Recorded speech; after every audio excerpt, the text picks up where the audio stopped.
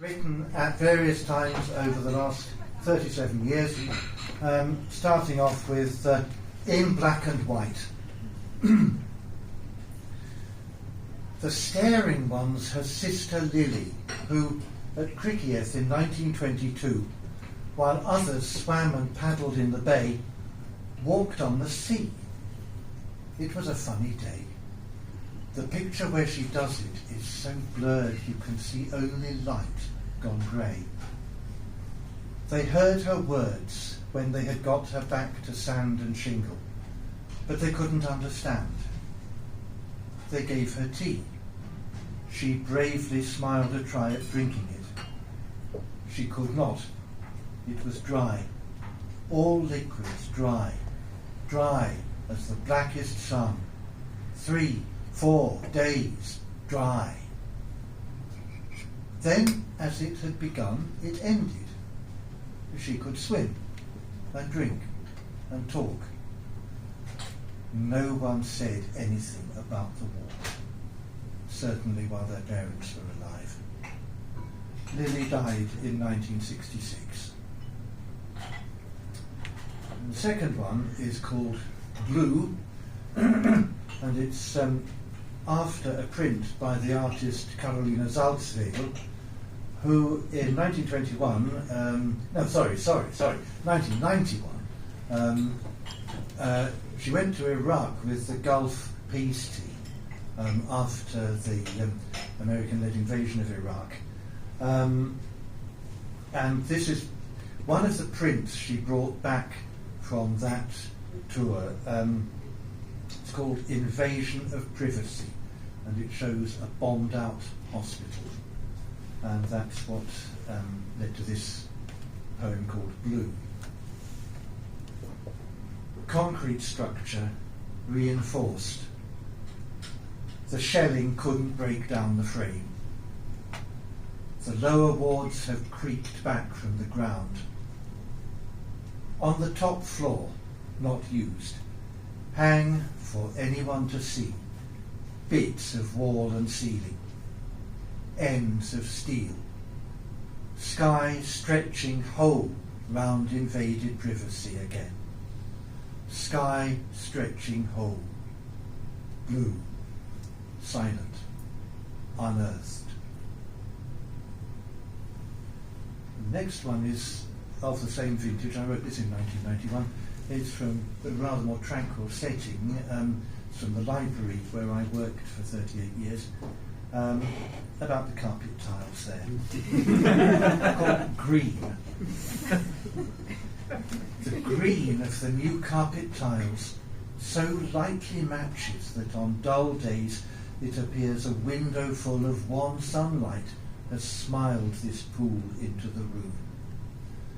The edges are so finely trimmed, you're never sure if they lap at a fixture or have moved its rising from the floor.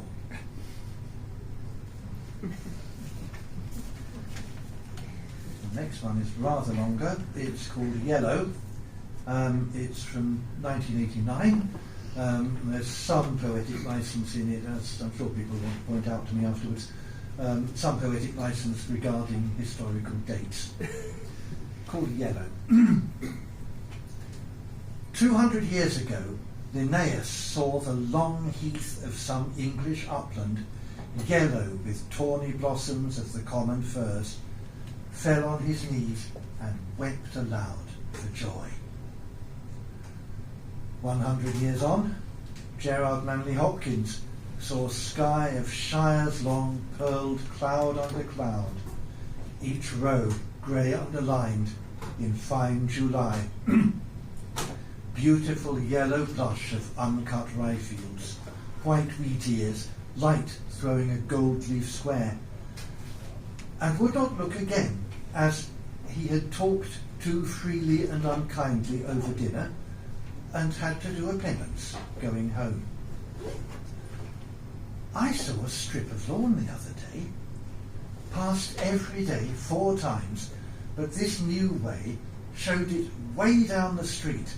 The morning light smite it so hard it gleamed into the day, green gold, a cyclist's belt against the night.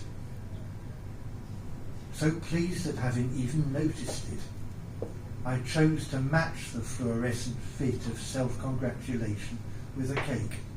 We had some Chelsea buns for coffee break, the second time that week, and swamped the site with the reward paid into appetite. And finally, one from this year. That's what this is in aid of.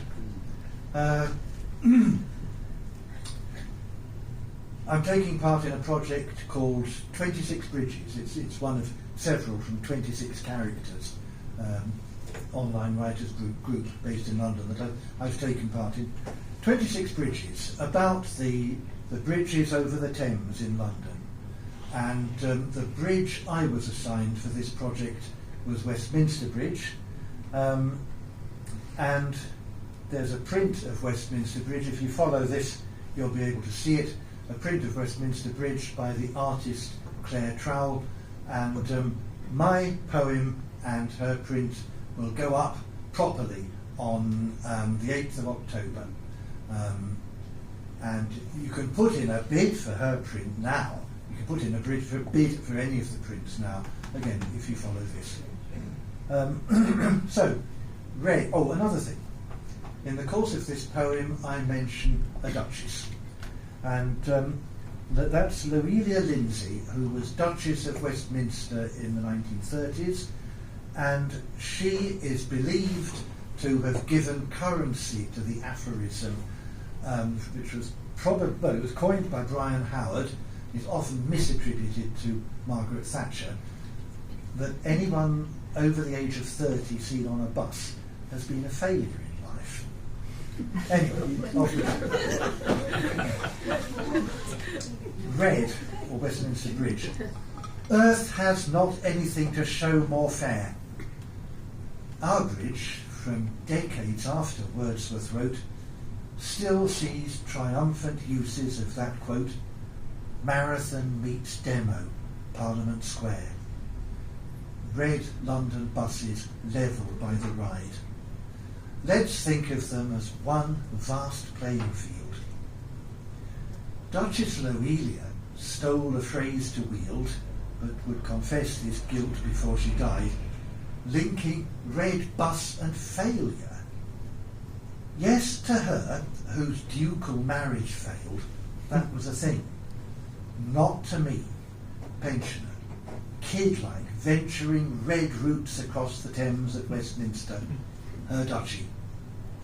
Red souvenirs gleam on a stall. Red hearts mourn COVID levels from their wall.